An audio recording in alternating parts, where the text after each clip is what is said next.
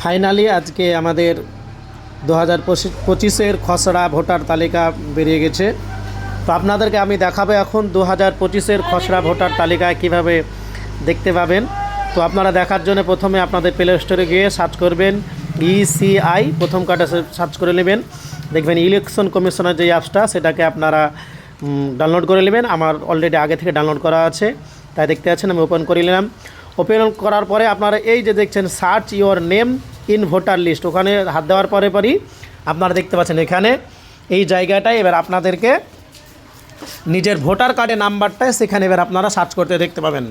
এখানে সার্চ করে এসে আপনারা সার্চ করবেন। আমি দেখে নিচ্ছি, এটা আমার আব্বার দেখছি প্রথমে SQP, আমি সার্চ করে দেখে নিচ্ছি। এবার সংখ্যাগুলো 26/12/505 এবার আমি সার্চে মেরে দেবো।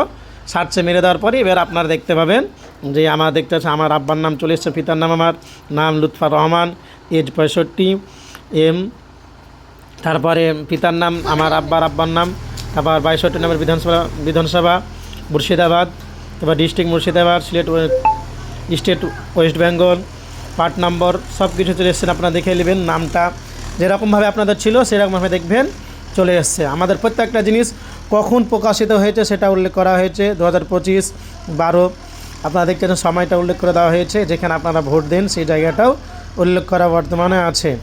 দেখতে পাচ্ছেন এটা হচ্ছে আজকের আমাদের ভোটার লিস্ট সার্চ।